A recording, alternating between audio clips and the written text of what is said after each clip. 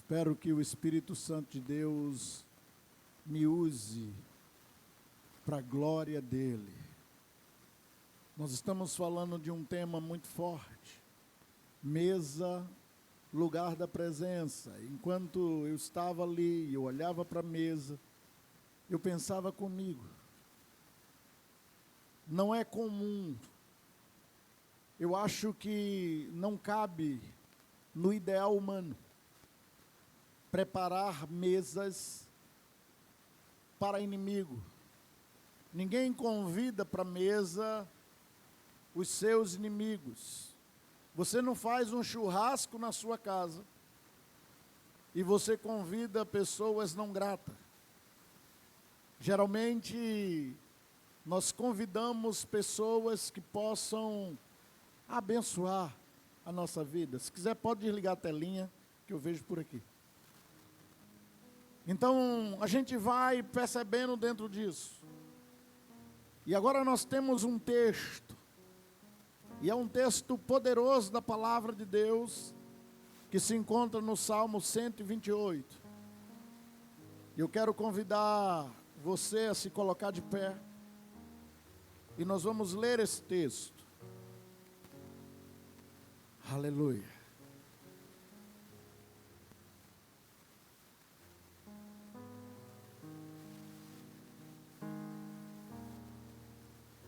Salmo 128.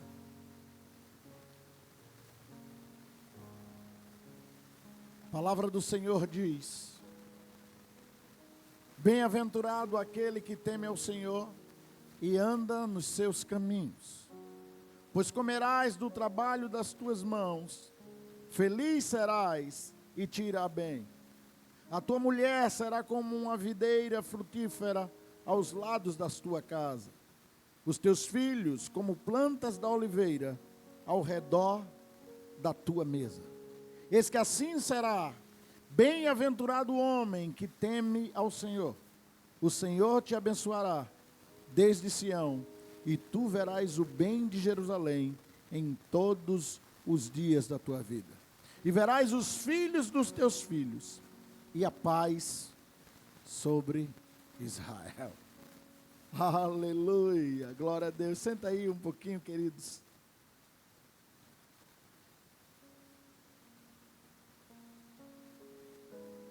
Quando a gente olha para a palavra de Deus, e eu tenho um livro chamado A Mesa, e aquele livro abriu muito minha mente quando eu recebi, fiquei sabendo dele faz alguns anos, né, Wilson?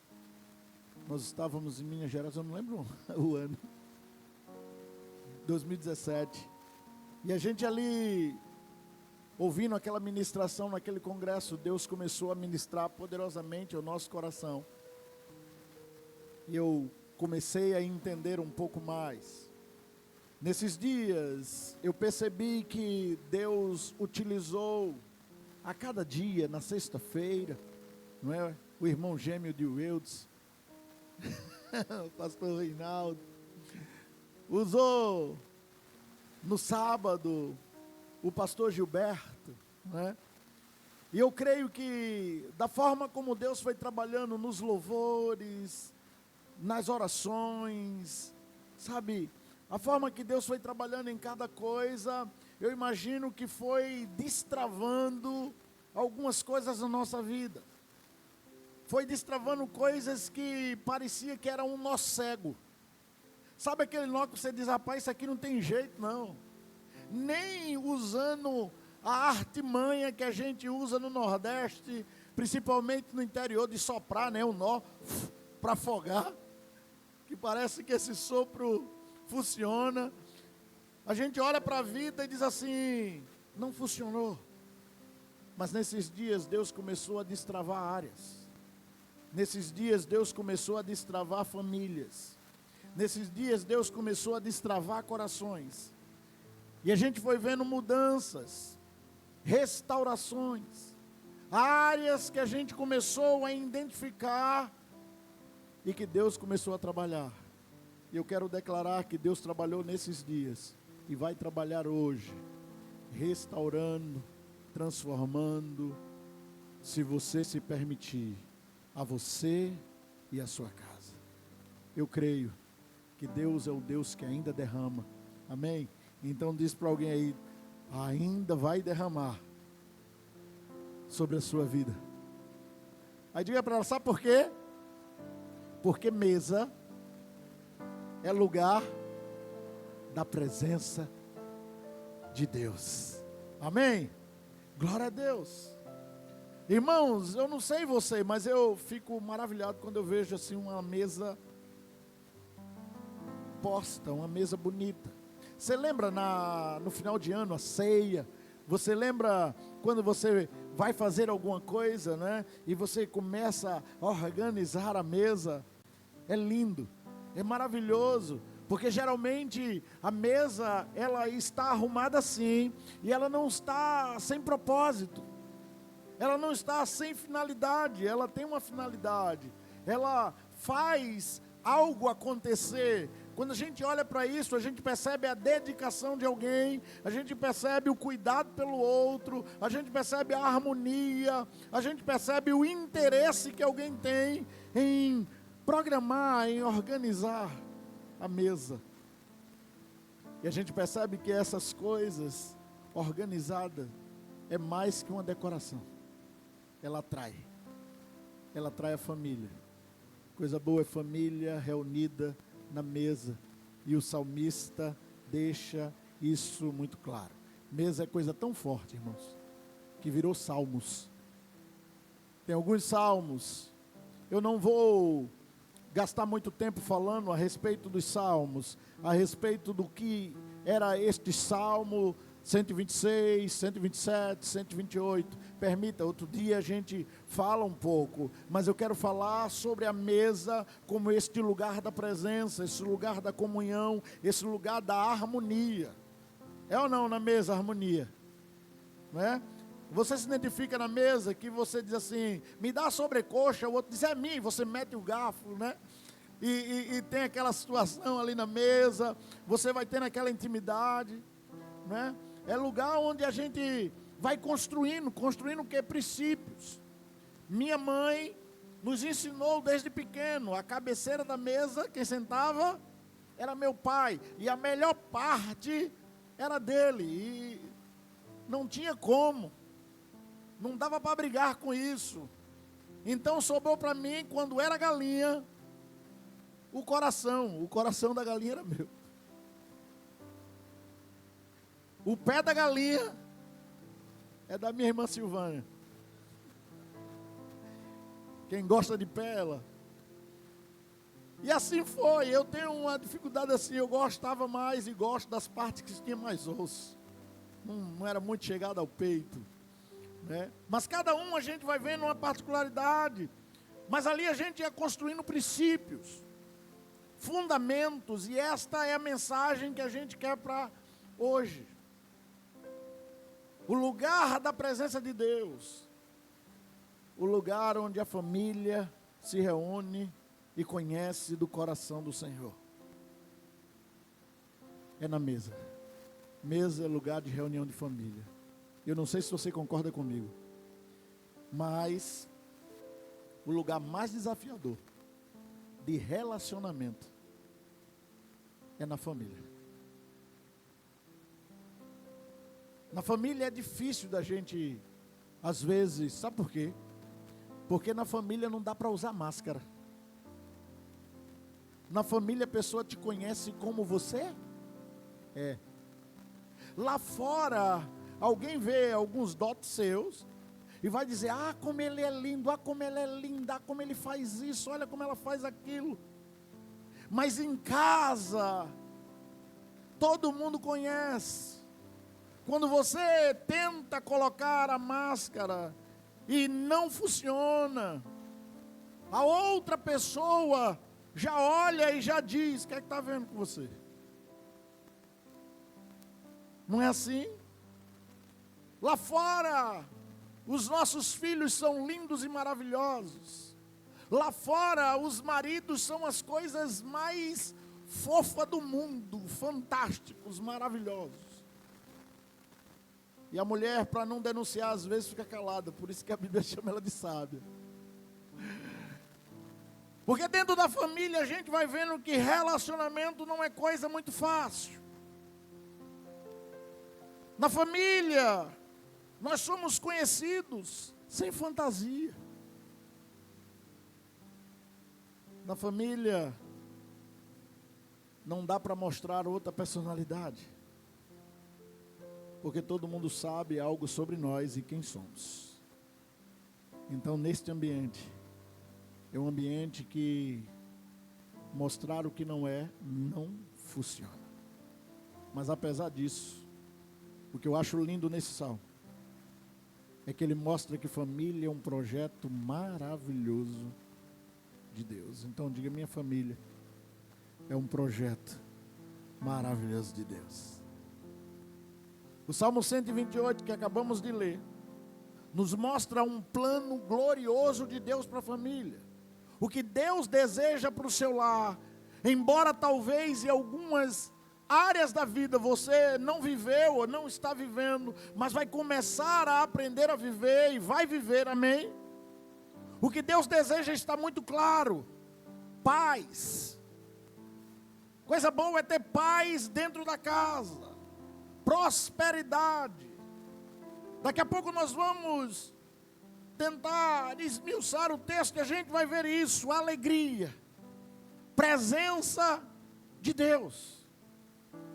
Na cultura bíblica, irmãos, quando a gente olha a mesa, a gente vai ver que a mesa ela é como um lugar que eu vou chamar sagrado. Sagrado não apenas para comer, porque como a gente bem viu aqui, a gente pode comer em outros lugares. Mas ela é sagrado para a gente compartilhar a vida. Sagrado para a gente ensinar valores. Sagrado para a gente viver a presença de Deus. Então, o Salmo 128, o salmista descreve uma família reunida ao redor da mesa.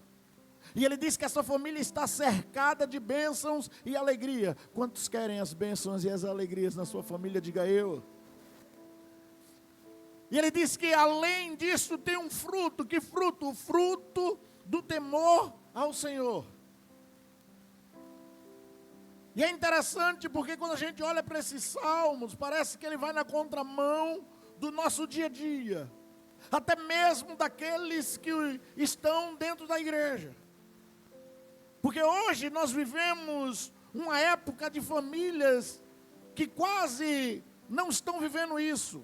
Quase não sentam mais juntos à mesa, como Camila bem disse aqui ontem.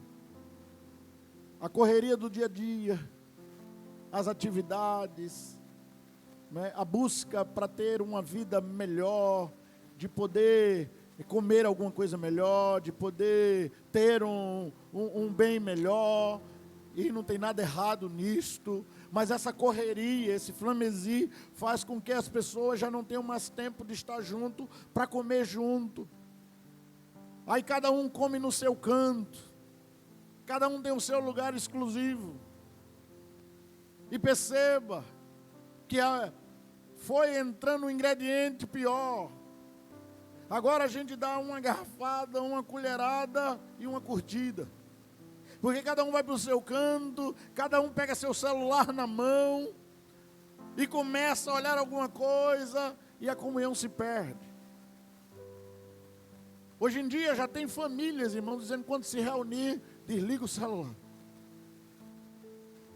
Tem outras, a coisa é tão séria, de famílias reunidas e usando o celular, que surgiu uma música. Eu vou orar para queimar teu celular, olha que coisa. Só para que houvesse comunhão, porque já não tinha mais. As pessoas foram perdendo isso. A comunhão foi ficando de longe. Se você está se identificando, a gente está se identificando. E daqui a pouco a gente vai ser identificado a mudar nisso. Porque na mesa não é lugar para isso, é lugar para o plano de Deus. Amém? É lugar para o que Deus quer fazer. Mesa é diferente. Mesa, de acordo com esse salmo, é o lugar desta aliança. É o lugar de partilhar. é o lugar de comer junto. Isso simboliza pacto. Pacto fala de aliança, estar junto.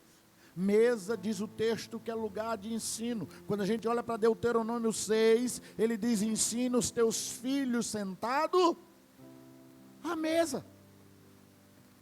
Quando a gente olha para o próprio Davi, no Salmo 23, né, bem conhecido, ele fala da presença, ele diz: prepara uma mesa. Ele chama o Senhor para perto dele. E nesses dias, irmãos, nós tivemos muito ensinamento sobre isso. Só que me deram um texto e um tema, e eu quero falar sobre ele. O tema que me deram é mesa, lugar onde o coração da família conhece o coração de Deus. Amém?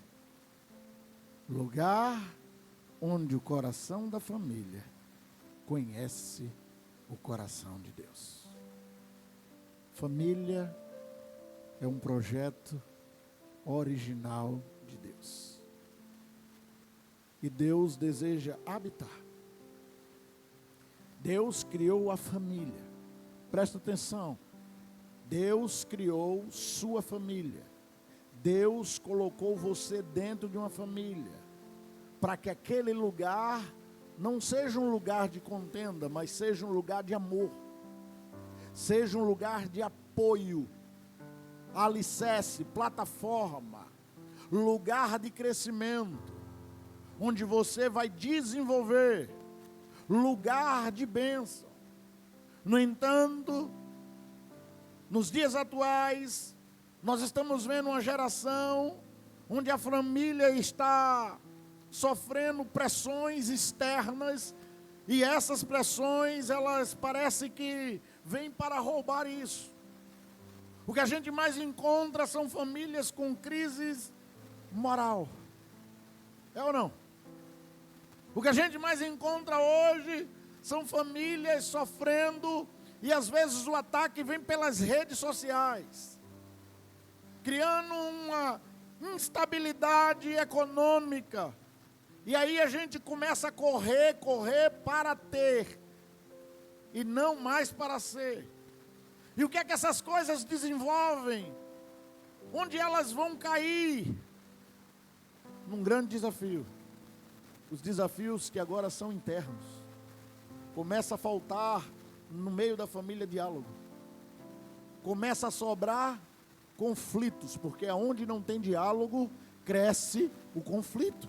A gente começa agora a conflitar um com o outro. Começa a ter um distanciamento emocional.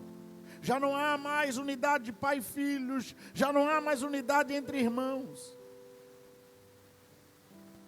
E a gente começa a esquecer um pouco do coração de Deus. Agora deixa eu acelerar um pouquinho. Deixa eu tentar, depois de introduzir você para aquilo que eu quero trazer de verdade dentro do texto. Antes a gente estava na questão periférica, e agora a gente vai tentar furar mais a bolha e entender mais. Nós precisamos conhecer o coração de Deus e a sua vontade para nós. Amém? Então diga para alguém aí: você precisa conhecer mais o coração de Deus. E qual o segredo para a gente conhecer o coração de Deus na família? O segredo está no texto. O segredo está no primeiro versículo. Porque no primeiro versículo diz: bem-aventurados, ou felizes, ou mais que felizes, ou realizados. Você sabe uma pessoa realizada? Você sabe uma pessoa feliz? Deixa eu te contar. Outro dia eu estava aqui, ia dar um gabinete, era uma terça-feira, e a pessoa não veio, furou o gabinete. Se você já furou, está pensando: sou eu? Eu não sei. A pessoa furou o gabinete na terça-feira. E aí eu lembrei que no Colégio São Jorge tinha vôlei. Uma amiga minha, Fabíola, me convidava direto. Eu disse, rapaz, eu vou assistir. Eu estava de calça, eu disse, eu vou olhar. Mas quando eu cheguei, tinha uns amigos meus lá, que jogavam muito bem. E eu fiquei olhando, aquela vai, mas não vai, vai, mas não vai. E o braço, será que aguenta? E essa âncora que me puxa para baixo, como é que vai ser? Mas eu fui, irmãos, jogar. A primeira bola parecia que o taco espirrou. Quem joga sinuca sabe. A bola foi para o lado. Eu disse, meu Deus, eu errando passa. O negócio está ruim mesmo. A segunda eu já acertei e tal, terceira. Só que no meio do jogo o cara levantou uma bola. E eu esqueci do braço. Consegui saltar bem, ainda vi que tem impulsão. E dei uma pancada na bola. Que um colega meu que joga muito disse, meu irmão, tu está treinando escondido? E eu fiquei feliz. Depois outra bola subiu, eu dei uma pancada, o cara me deu um toco. Toco é quando bota bloqueio, né? Tão forte, mas eu nem me preocupei com o toco. Eu fiquei feliz, foi dar pancada que eu dei na bola. Sabe, porque esse meu colega joga muito, o nome dele é George, a família toda joga muito de botão. E eu dei uma pancada com muita força. E ele falou, E depois eu fiquei tão feliz, irmãos. Realizado. Vim para casa realizado. Fiquei 3 dias todo doído, sem andar direito quase. Mas realizado. Porque realiza, sabe? Você gosta daquilo. É aquela comida que você tem, aquele prato bonito, aquela coisa que você quer. E você, poxa, é algo que você galgou durante muito tempo. Sabe quando você recebe o canudo lá da faculdade, que você passou tempo, sabe, fazendo a sua tese sem dormir, e de repente você chegou lá e disse, eu venci. Você se sente realizado. Quer realizações maiores? Quando o filho nasce, realizado. Sabe, quando você casa, quando você vai conquistando algumas coisas, compra a sua casa, né? Você vê a realização dos irmãos, quando a gente vai orar aqui, pela chave da casa. Você se sente uma pessoa totalmente realizada, feliz, bem-aventurada. Só que, agora que vem a situação, não corra não, porque a gente agora vai começar a conversar. Qual o segredo para conhecer o coração de Deus? Ele diz, bem-aventurados aqueles que temem ao Senhor. O segredo para conhecer o coração de Deus na mesa, na família, é temer ao Senhor. O Salmo 128 nos mostra que a chave para um lar saudável é o temor ao Senhor. Bem-aventurado aquele que teme ao Senhor e anda nos seus caminhos. O temor é o alicerce para a sua felicidade. Quantos querem ser felizes? Então, tema ao Senhor. E temer aqui não é medo. Há muita gente, irmãos, que diz, eu creio em Deus, mas não consegue caminhar com Deus. Quem teme tem que aprender a andar, caminhar. Ou seja, aplicar a palavra de Deus no seu dia a dia. Nossas palavras, muitas vezes, e nossas ações demonstram, validam que tipo de temor e de relacionamento, que tipo de caminho eu tenho com Deus. Se vivermos no temor do Senhor, ou se não vivemos no temor do Senhor. Eu percebo que Deus vai começar algo, e Ele está falando nesse texto, algo novo na minha vida, na sua vida. E é algo que começa pelo temor. É algo que começa quando eu e você teme a Ele. Eu acho lindo porque 1 de João, capítulo 1, versículo 7 diz assim, se porém andares na luz como Ele está na luz, temos comunhão um com os outros e o sangue de Jesus, seu Filho, nos purifica de todo pecado. Se andarmos na luz, ou seja, no temor do Senhor, vamos ter paz com todos, inclusive consigo mesmo. O temor do Senhor, irmãos, é o princípio. E cada dia a gente vai percebendo que geração em geração, pessoas e pessoas vão perdendo o temor do Senhor. A gente vai perdendo essa reverência. Por favor, me entenda. Sabe o que faz você vir para o culto e prestar mais atenção na pessoa que está ao seu lado? Sabe o que faz você vir para o culto e se distrair, em vez de estar no culto, estar numa rede social? Sabe o que faz você vir para o culto e, em vez de estar adorando, estar simplesmente de bola em bola de chiclete? Falta de temor. Sabe o que faz você não conecta no louvor? Às vezes a pessoa que está à frente parece que tem que conduzir adulando você. Falta de temor. O que faz a gente estar num culto que tem uma zoada maior do mundo? Falta de temor, reverência. Não sai guardando o pé para chegar na casa de Deus. Não sai para dizer, peraí Deus, o Senhor tem algo para mim e eu preciso vivenciar isso. O Senhor está nos chamando a um compromisso. Temor. E sabe por que Deus nos chama a esse temor? A gente olhar para dentro de nós, para a gente andar nessa luz, porque Satanás, ele não vai desistir nem de mim, nem de você, irmãos. Ele vai investir na sua vida, ele vai investir na minha vida. Ele vai fazer de tudo para que você perca a reverência. Ele vai fazer de tudo para que você se distraia. Ele vai fazer de tudo para que você ande meio que frio no relacionamento. Ele vai fazer de tudo para tentar destruir a sua vida, para que você perca a paz. Ele vai fazer de tudo para tentar acabar com o teu relacionamento. Ele vai fazer de tudo para criar uma palavra mais moderna, uma treta na tua casa. Ele vai tentar fazer algumas coisas para que a tua vida possa trincar.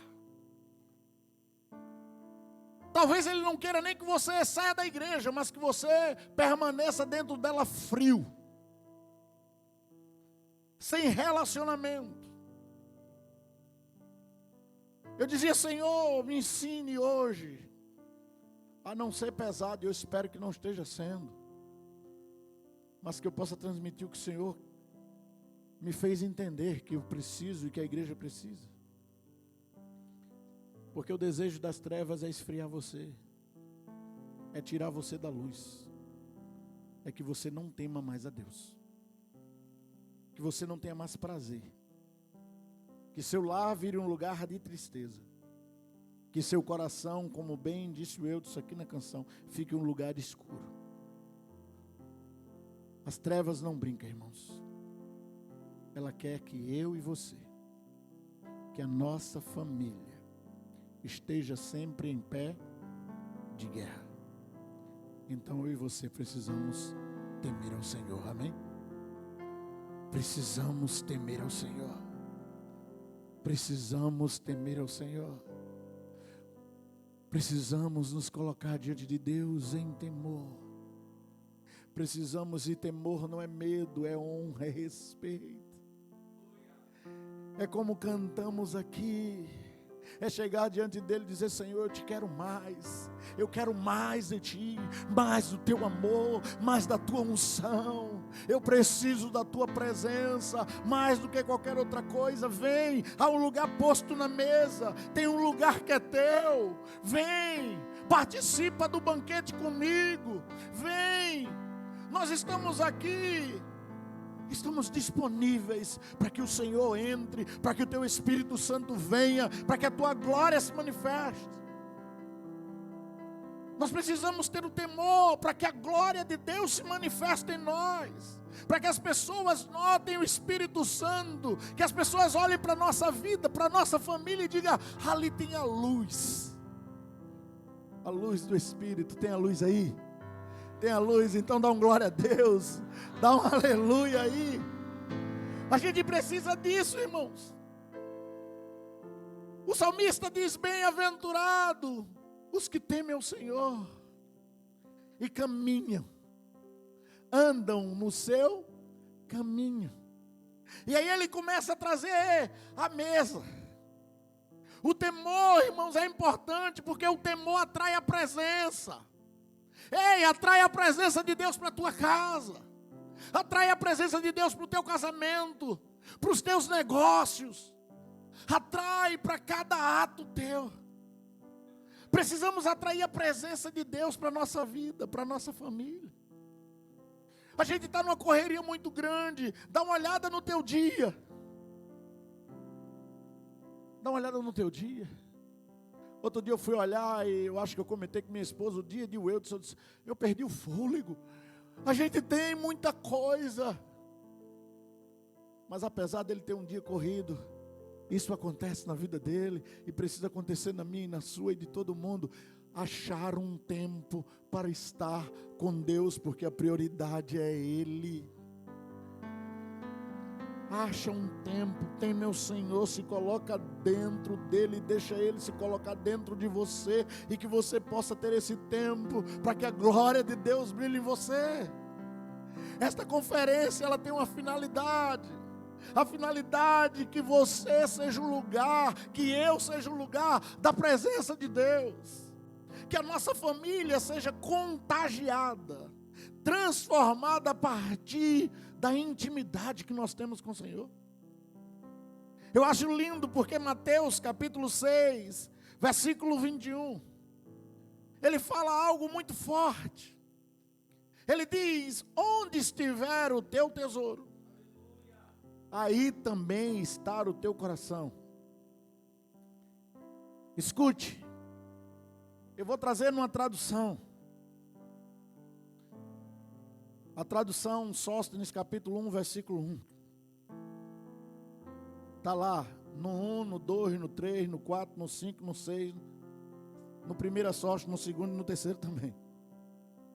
Está lá assim: aquilo que você ama é o que te domina. Pois onde estiver o seu tesouro, aí também está o teu coração. Ou seja, aquilo que você ama é o que te domina. Aquilo que ocupa o teu coração, aquilo que ocupa a tua mente, é aquilo que te domina. O que é que está ocupando teu coração? O que é que está ocupando tua mente? Há um grande desafio. Há um grande desafio para mim, há um grande desafio para a família, há um grande desafio para a igreja. Temer ao Senhor, estar diante dEle. Todos nós, queridos, queremos bênção. Talvez se eu ministrasse um pouco diferente, a gente conseguia lotar até fora, porque as pessoas às vezes estão em busca da bênção. E não tem nada de errado em buscar a bênção, porque Deus é o Deus abençoador. Mas melhor que a bênção é o abençoador, amém? É ter intimidade com Ele, é estar junto com Ele. A gente quer a bênção, mas a gente não quer submeter a palavra. E submeter a palavra é temer a Deus. É estar diante dEle. É viver a sua vontade. Nós precisamos disso, porque quem teme começa a ter relacionamento. Precisamos de mais relacionamentos de pais e filhos. Precisamos mais relacionamento entre os cônjuges. E isso fala de tempo, estar diante de Deus. Faça culto doméstico no seu lar. Coloque um louvor, adore junto, faça uma oração, leia, nem que seja um versículo bíblico. Porque a presença de Deus vai começar a ser abundante na tua casa. O temor do Senhor vai começar a trabalhar na tua vida. Vai, tirar aquilo que está criptografado. E você vai começar a entender o que está no coração de Deus. Você vai começar a entender a batida do coração do Senhor. E Ele vai começar a te falar. Porque você vai ser próximo de Deus. Você vai começar a entender dentro do seu lar para que Deus permitiu a tua família, qual o propósito. E outros vão beber. Dá uma olhada ontem, pastor Gilberto dizendo: meu irmão, eu tinha um testemunho, era uma desgraça. Mas quando Jesus entrou na minha vida, a coisa mudou e agora todo mundo vê a glória de Deus. A glória de Deus invadindo o teu lar. E você vendo o propósito de Deus. Você podendo dizer para todo mundo como Josué, né? Se vocês vão viver, não sei, mas eu e a minha casa.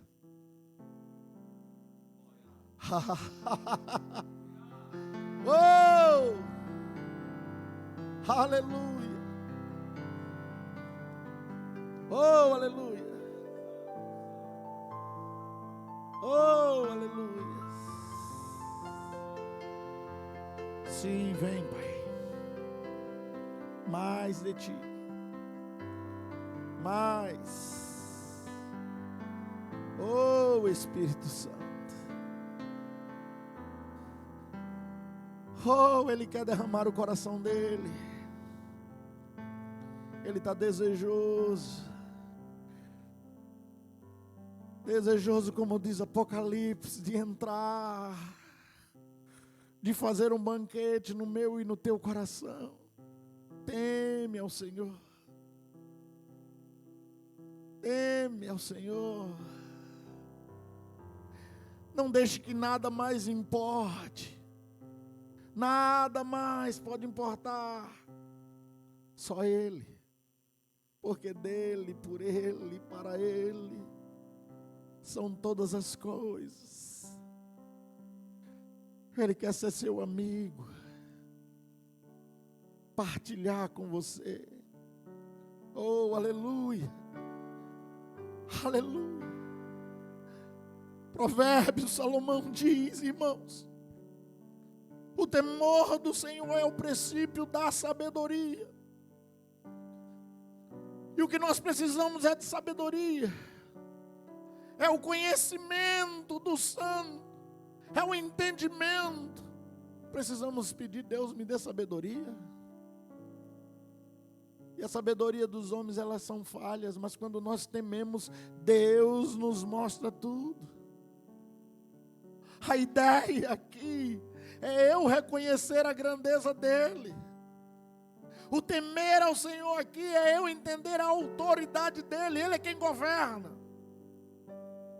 O temor aqui é eu abrir o meu coração, aprender nele, crescer nele. Entender que tudo vem dEle.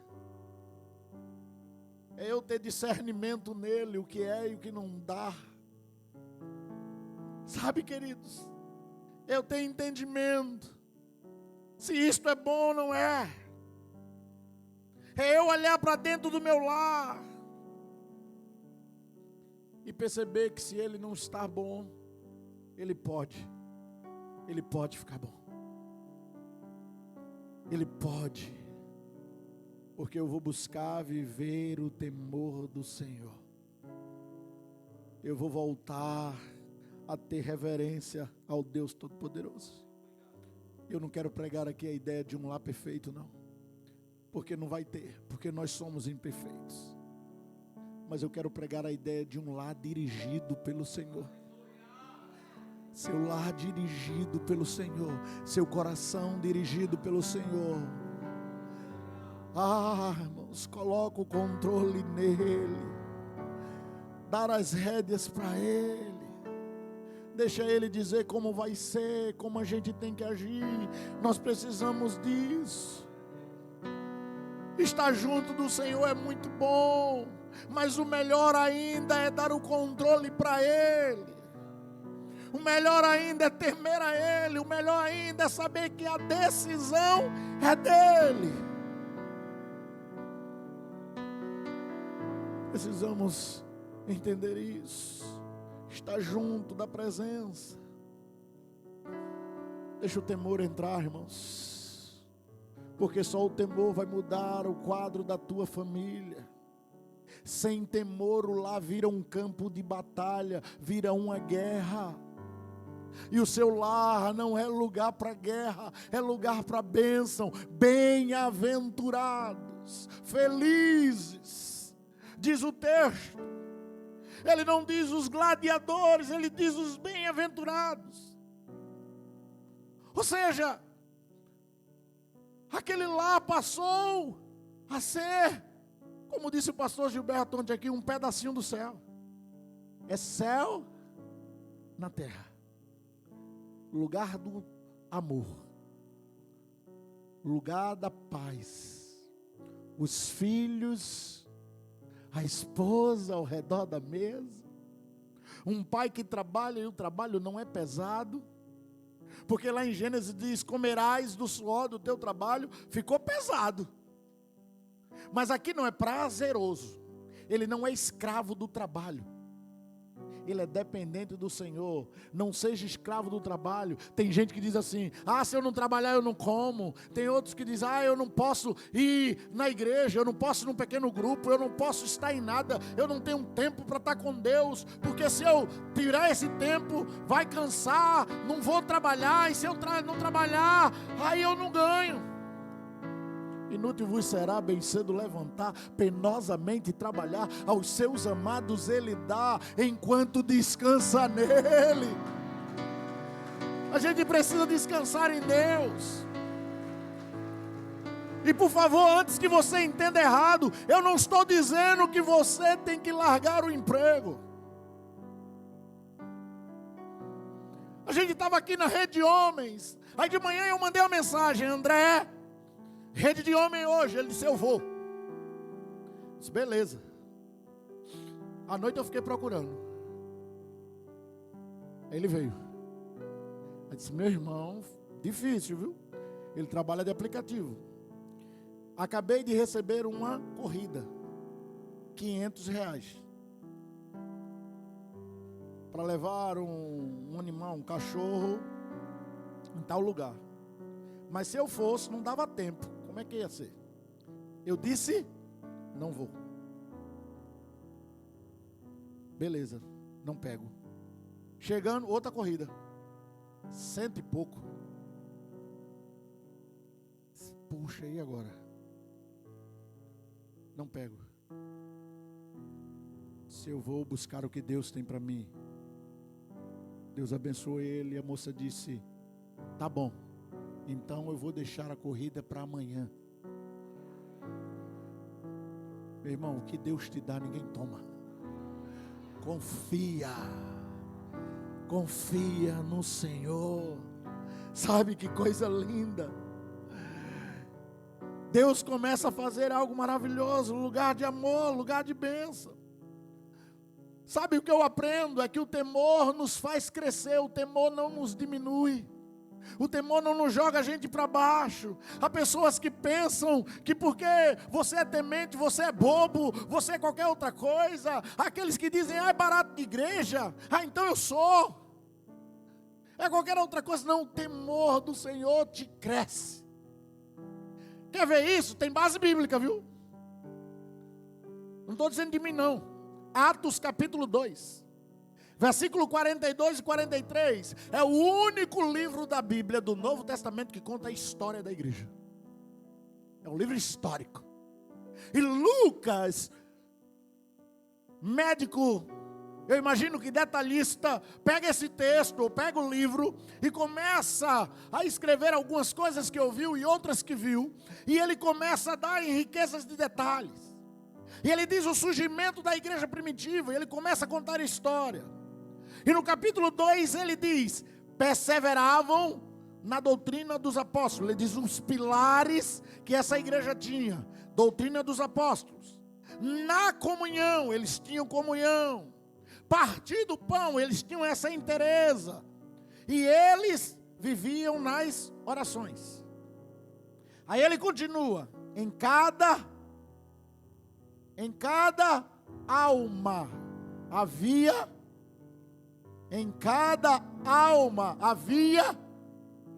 Você pode repetir forte comigo? Em cada alma havia. Quem é uma alma aqui? Quem é uma alma aqui? Então tem que ter temor. Cada alma havia temor. Deus espera temor no teu coração. Deus espera temor no meu coração. Cada alma temendo ao Senhor. E quando a gente teme ao Senhor, olha o acréscimo, olha o crescimento. Olha o que ele diz, Wilson: muitos prodígios e sinais eram feitos no meio deles, porque havia temor. O temor traz os prodígios de Deus. O temor traz os sinais de Deus. O temor traz a bênção do Senhor. O temor vem a manifestação do Senhor para a nossa vida. Precisamos temer ao Senhor, irmãos. Viver sem temor é complicado. Lucas vai dizer no capítulo 18 que havia um juiz que olhava para si, se achava muita coisa, arrogante, prepotente, soberbo. Este homem batia no peito e dizia: eu não temo nem a Deus. A Bíblia não conta o fim dele, mas a gente imagina. Porque a gente precisa depender de Deus.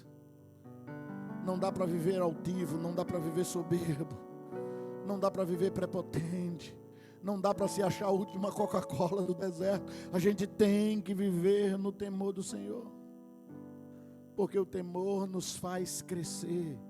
O temor vai nos fazer melhor filho, rebentos, brotos do Senhor. O temor vai nos fazer melhor marido, que trabalha como provedor do seu lar.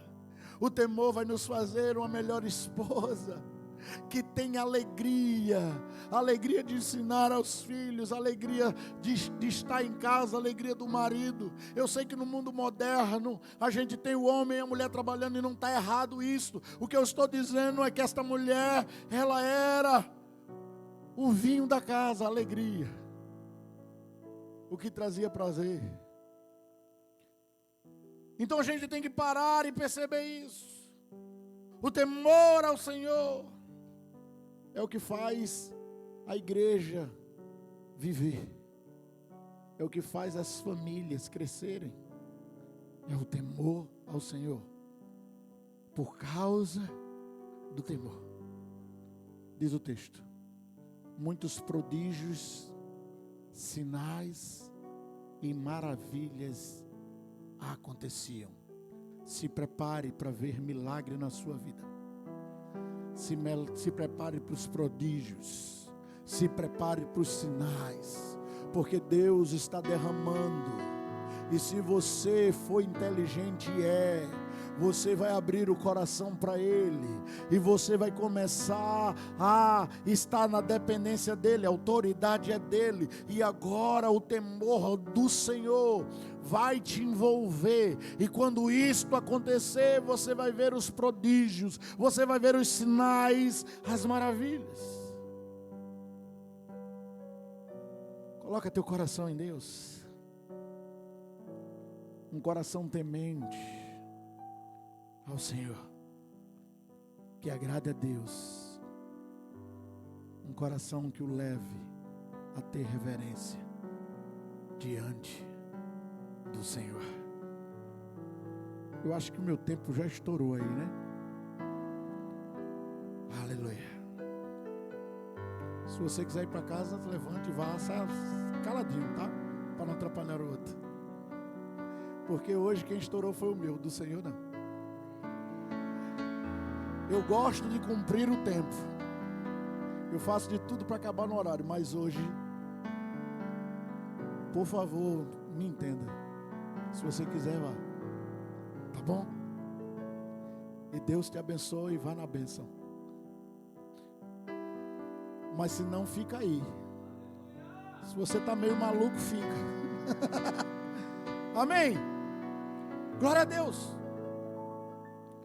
O que a gente precisa? A gente precisa ver Deus na nossa casa como o soberano. Porque o temor faz isso. Quem toma a decisão é Ele. Não é assim que, a esposa faz. É o marido, ele que toma a frente. Nem sempre, né? Mas é Ele. Né? Isso acontece mais quando o filho aperreia. Ela olha para o menino e o marido vira cuca, né? Quando o teu pai chegar, eu não queria estar na tua pele, porque teu pai vai chegar, hein? E o menino fica, pai, não chega não, pai, não chega não. Ai, meu Deus, quando o papai chegar. O meu Miguel era fazer de conta que estava dormindo, porque ele não ia me acordar. Às vezes não funcionava. Então, nós precisamos ver Deus como soberano. Porque muitos de nós, prestem atenção nisso, vê Deus como servo. Deus me dê, Deus me dê, Deus me dê, Deus me dê, Deus me dê, Deus me dê, Deus me dê. Eu preciso, olha Deus, seja atento e tal. Deus servo. Deus é o Deus que me dá o que eu preciso, ó, é meu servo. Não. O salmista diz que ele é o soberano. E o salmista diz, por causa do temor e de andar no caminho, nós vamos viver alcançando felicidade, paz, alegria, segurança, direção em nossa vida, em nosso lar. Queridos, quando a gente come à mesa, a gente manifesta, a gente revela o temor. Quando você come à mesa, revela isso. Sabe? Te coloca diante de Deus. Porque quando eu temo, sabe o que acontece? Para uma linguagem mais fácil para você entender, Deus governa. Então você precisa decidir quem vai governar a sua casa. Você precisa decidir quem vai governar a sua vida. Quem vai governar seu coração. Ou se Deus vai continuar sendo só seu servo. É uma coisa que a gente tem que entender. Então diga comigo, mesa é lugar de temor. E o temor revela o coração de Deus para mim e minha família. Amém? Em segundo lugar, a mesa é lugar onde se encontra o coração de Deus. O salmista inclui algo tremendo no final do texto, no verso 6. Ele termina a oração, ele termina a canção, falando de paz, de prosperidade, de gerações abençoadas. E isso mostra um propósito da mesa. Isso mostra o propósito de Deus. Não apenas de alimentar, mas de nutrir. Porque tem alimento que a gente come e não nutre nada. Pega aquela pipoca, enche o bucho de pipoca e água. Comeu, mas não nutriu. Então tem alimento que a gente come, mas não nutre. Ele está dizendo aqui que a proposta da mesa não é apenas alimentar o corpo, mas é alimentar o espírito, alinhar o lar com o coração do Pai, alinhar o coração de Deus ao nosso. E por isso que quando a família se reúne diante de Deus, o lar experimenta. O que é que experimenta? Ele diz, primeiro, Sião. Ou seja, a presença de Deus. Sião aqui representa a presença. E ele fala de outra coisa, Jerusalém. O lugar de Deus. Deus está dizendo, esta casa é minha habitação. É o meu lugar. Como é que a gente aplica isso na nossa vida? Aplica que cada refeição é uma oportunidade. Diga comigo, oportunidade. Para a minha família e para mim, se aproximar mais de Deus, se aproximar um do outro. Eu estou perto de terminar. Mas eu quero terminar com uma história bíblica. João capítulo 12, do verso 1 ao 3. Ele fala de uma mesa, ele fala de um banquete que está acontecendo na casa de Simão. Esse homem foi um ex-leproso. O texto diz que estão todo mundo ali em Betânia. E a multidão fica sabendo que Jesus está naquele lugar. E também sabe que tem lá Lázaro, que havia sido ressuscitado. Então as pessoas vão para ver Jesus e Lázaro ressuscitado. Guarda essa informação. E diz o texto, no versículo 1, ele diz que 6 dias antes da Páscoa, do capítulo 12 de João, Jesus chegou a Betânia, onde vivia Lázaro, a quem ressuscitara dos mortos. Ali prepararam um jantar para Jesus. Marta servia enquanto Lázaro estava à mesa com ele. Lázaro estava com Jesus. Lázaro não é bobo. Lázaro disse: eu ressuscitei, não sei quanto tempo ainda tenho de vida, não vou perder um segundo sem estar na presença dele, porque foi ele, tudo é dele, eu vou estar com ele à mesa. Então Maria pegou um frasco de nabo puro, que era um perfume caro, derramou sobre os pés de Jesus e o enxugou com os cabelos, e a casa encheu-se com a fragrância do perfume. João diz que Lázaro, que foi ressuscitado, estava à mesa. Há pouco tempo, capítulo 11, um capítulo atrás, este homem Lázaro estava doente, moribundo, perto da morte, e de fato ele morreu. A morte de Lázaro trouxe tristeza, irmãos. Escute, trouxe tristeza a todos que estavam lá, inclusive para Jesus. Quando Jesus chegou naquele lugar, diz o verso 11, 35, que olhando e vendo a angústia no coração de Marta e de Maria, ele chorou. Jesus chorou naquele lugar. E quando ele chorou, o que aconteceu? Ele revelou o seu coração. Ele mostrou o que estava dentro do coração. Eu começo a imaginar que aquele choro de Jesus fala mais que muitas palavras. Não existe choro que fala? Na verdade, eu acho que todo choro fala. Mas esse choro de Jesus nos revela coisas tremendas. Primeiro, ele revelou a dor que ele sentiu e que ainda sente quando algo ou alguém morre. Deus sente a dor quando algo que ele criou para viver,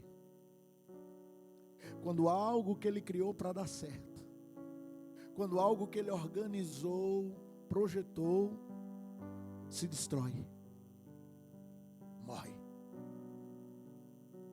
Assim é a família. Deus fica triste, ele chora quando ele vê a sua família destruída, trincada, seu relacionamento acabado, porque ele não criou a família foi criada como um projeto poderoso de Deus. Ele não criou a família para ser destruída, ele não criou o seu lar para ser um lugar de memória ruim, ele não criou o seu lar para ser um lugar de dor, ele criou o seu lar para que seja um lugar da presença dele, aonde tem a mesa e ali ele revela o coração. Ele criou a sua casa. Não foi para ser um lugar de tristeza, mas ser um lugar do governo, da manifestação da sua glória, do seu amor, através dele. Precisamos, irmãos, precisamos entender isso. Primeiro, Deus revela a dor que ele sentiu. Porque aquela família era amiga de Deus, era amiga de Jesus. Sua família é amiga de Jesus? De quem a sua família é amiga, hein? Quem é que está mais dentro lá? De quem você é amigo? De quem você é amiga? De quem você fala mais? Quem é que você teme mais? Quem é o seu dono?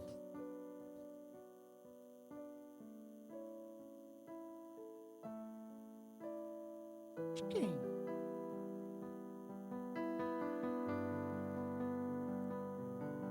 Jesus, ele era amigo daquela família. E por causa disso ele chorou. Ele chorou pelo sofrimento de Marta. Ele chorou pelo sofrimento de Maria. Eu quero parafrasear dizendo que ele ainda chora.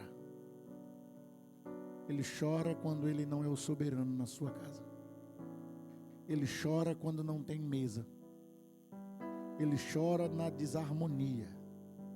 Ele chora quando você chora. Ele chora da angústia que ele percebe que está dentro de você. Ele chora porque o projeto perdeu-se no caminho. E ele quer restaurar tudo isso. Ele quer mostrar o coração dele para você. E o coração dele não é de dor, é de paz. Bem-aventurados, é de felicidade. É de uma mulher alegre dentro do lar, como o vinho. É de filhos que cada dia está melhor e crescendo. É de um relacionamento, de uma família saudável. A segunda coisa que revela aqui o coração de Deus é que Jesus revelou algo profético, poderoso, sabe, inenarrável aqui. Ele revelou a ressurreição e a vida. Esse texto é poderoso, porque Lázaro estava morto 4 dias. O Senhor chega lá e chora. Ele diz: ah, como eu queria que vocês estivessem vivendo outro tempo. Ah, como eu queria que o coração de vocês estivesse aquecido na minha presença. Ah, como eu queria que vocês tivessem a alegria de estar comigo. Mas agora está olhando para o projeto que morreu. Agora a energia para aquilo que deu errado. Agora a força é para a tristeza que ficou. Aí ele olha e diz: aonde ele está? E alguém leva ele lá. Ele diz: Lázaro, sai para fora. Se existe alguma coisa morta aí na tua vida, se o relacionamento não está legal, creia que Jesus continua sendo o Senhor, e Ele vai restaurar, Ele vai transformar, Ele vai trazer alegria, Ele vai trazer vida para o que estava morto. Ele vai dizer para você, para mim: sai para fora, tem ressurreição, a mesa tem ressurreição, no coração de Deus tem vida para você, tem algo novo, tem um cenário diferente. Não vai ser a dor que vai dominar, não será o fracasso, não é a ruína, não são as memórias traumáticas, é a restauração de Deus. Fecha teus olhos, se você puder. Eu peço para você fechar os olhos para ter mais uma concentração, para você não se distrair com as coisas que estão no seu entorno. Porque a gente vem para o culto e fica distraído. Não se distraia. Não se distraia, por favor. A sua esposa está perto de você, ela vai estar perto em casa. Esquece ela agora. A namorada está perto de você, vai estar quando você sair daqui, então esquece agora. Esse não é o momento de você estar apegado a ninguém aqui, a não ser ao Senhor. Então começa a entender isso. Existe alguma coisa aí na tua vida Existe alguma coisa no teu lar que precisa de transformação, de restauração, de suscitar, de voltar a pulsar de novo em tua família? Deus quer te revelar isso na mesa, no lugar da intimidade. Jesus disse para Lázaro: Lázaro, sai para fora. E a Bíblia diz que imediatamente ele saiu, cheio de amarras, envolto, mas ressuscitado. Talvez você entrou aqui cheio de amarras. Talvez você entrou aqui envolvido em alguma coisa. O Senhor vai te dar vida, vai ressuscitar vida no teu lar, e vai te ensinar a cada dia a viver no temor dEle. E à medida que você vai entrando no temor, as amarras vão caindo. À medida que você vai servindo a Ele, a bênção de Deus vai entrando no teu lar, e todas as amarras vão cair. As áreas que estavam mortas vão ressuscitar. Aquilo que estava destruído vai começar a ser erguido. Porque Jesus é aquele que ressuscita. Fica de pé nesse instante.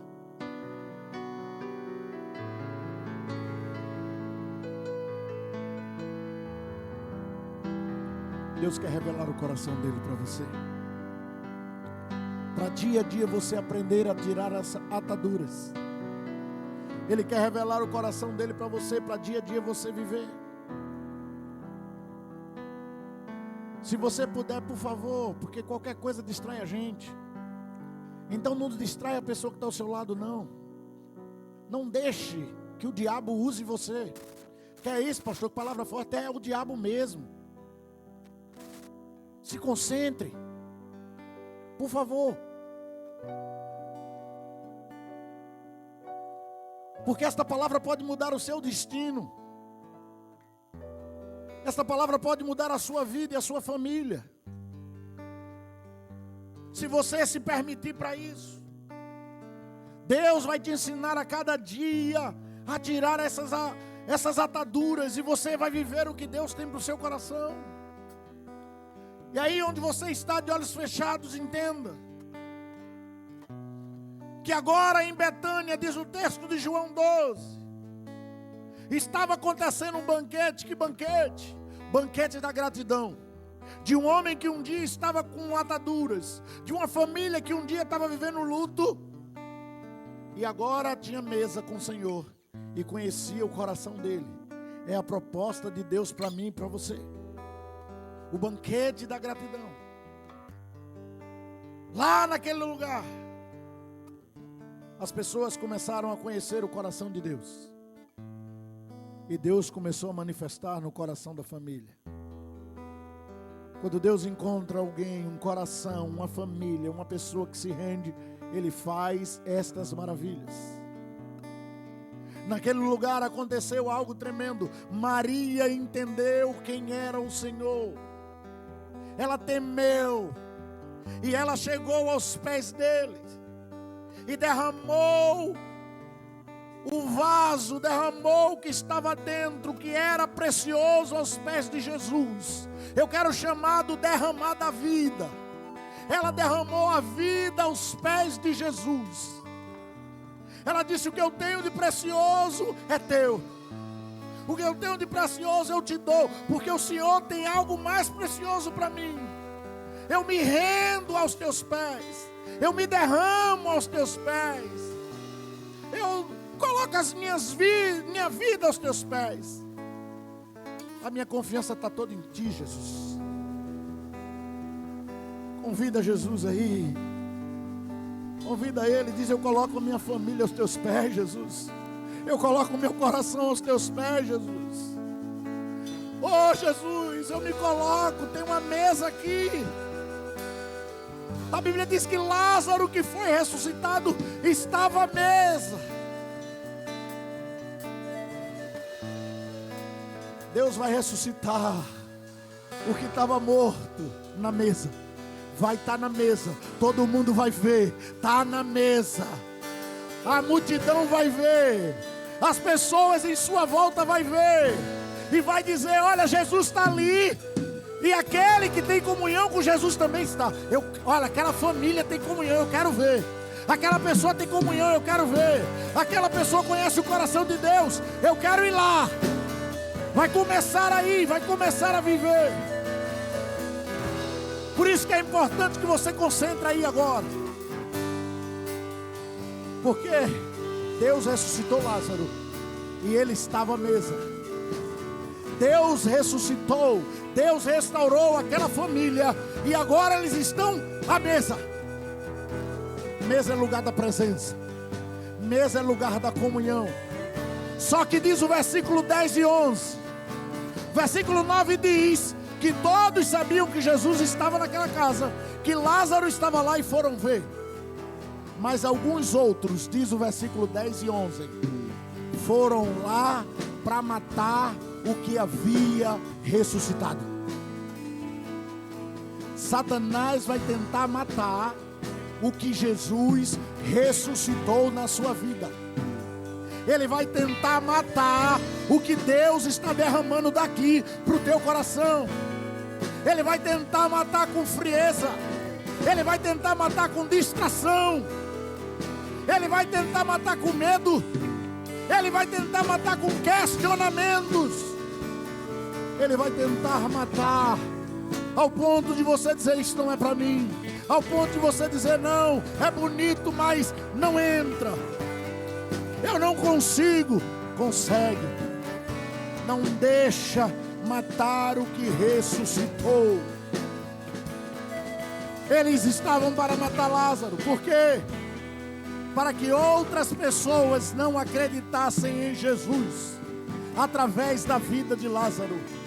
Sabe por que Satanás investe contra a sua vida, contra a família? Porque ele sabe que uma família debaixo da presença, uma família que teme ao Senhor, é uma bomba do inferno. Ele sabe que sua família vai atrair outras, e outros vão ver a glória de Deus através de você. O brilho, aquele que anda na luz, também brilha. Aquele que anda na luz, o Jesus te chama para ser filho da luz. A glória do Senhor vai brilhar sobre ti. E este é o motivo de tanta guerra. Esse é o motivo de tanto conflito. Esse é o motivo de Satanás tentar destruir você. Teme ao Senhor. Coloca teu coração nele. Porque quando alguns tentar te matar, você vai dizer: na minha casa, no meu coração, tem mesa, tem lugar da intimidade, lugar da presença. Alguns vão tentar desacreditar a tua história. Alguns vão dizer que praga ruim deu em você. Mas você sabe que aquele que restaura, aquele que ressuscita está vivo e é fiel. Ele é fiel para completar a boa obra dele na sua vida. Ele não dorme, não vacila, ninguém o detém. Ele é o Todo-Poderoso, Criador dos céus e da terra. Está escrito: toda alma tinha temor, toda alma tinha temor, e os prodígios, os sinais, as maravilhas aconteciam. Vai acontecer, já está acontecendo, será agora, vai ser hoje, vai ser amanhã, porque Deus vai te dar a vitória. Ainda que Satanás tente te matar, te desqualificar, o Rei dos Reis, o Deus da vida vai te abençoar. E a tua casa vai mudar de cenário. Por favor, fecha teus olhos e imagine agora seu lar. Se é assim, vai ser mais. Se não é assim, vai ficar cheio de alegria. Você vai voltar a sorrir. Você vai voltar a sorrir. Cheio de paz. Você vai voltar a dormir. Vai dormir de novo. Vai dormir o sono da beleza. Vai dormir novamente. Aonde havia desavença, irmãos que não falavam com irmãos, aonde havia Jacó e Esaú, agora vai ter Israel e Esaú. Vão se falar, vão voltar a viver a harmonia. O lar vai mudar, porque Deus vai trazer comunhão entre o marido e a esposa, entre a esposa e o marido, entre os pais e os filhos. Deus vai fazer brotar de novo vida, e você vai viver bem-aventurado, porque você teme ao Senhor e anda nos seus caminhos. Aí onde você está, escute. Você que está aí orando, você que está aí pedindo: Deus me ajude. Você que está concentrado em Deus. O versículo 2 diz que você comerá do fruto do seu trabalho e será feliz, e tudo irá bem com você. Não mais será só bem-aventurado, mas será feliz, e tudo irá bem com você. Responda para você. Você quer conhecer o coração do Senhor? Você quer que Ele seja sempre presente na sua casa? Você quer viver uma felicidade plena? Você quer que Ele restaure áreas da sua vida, da sua família, do seu casamento? O Espírito Santo está aí, fala com Ele.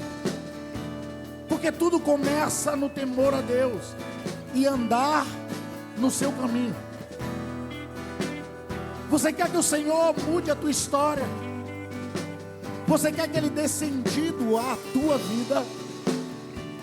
Se você está dizendo aí: eu quero isso, eu quero o Senhor como meu amigo, eu quero intimidade, eu quero um relacionamento, então deixa eu te perguntar: você quer verdadeiramente isso? Então entrega a tua vida ao Senhor. Porque o salmista diz: entrega a tua vida ao Senhor, confia nele, o mais Ele fará. Ele vai revelar o coração, mas você precisa entregar a vida para o Senhor hoje, amém? Se você está aqui, ainda não entregou a vida a Jesus, hoje é seu dia. Se você está aqui, estava afastado, afastada, e quer reconciliar hoje, hoje também é teu dia. Porque o Senhor quer entrar na tua vida. O temor do Senhor é quem abre o leque para as minhas vitórias. E quem teme ao Senhor entrega a vida a Ele.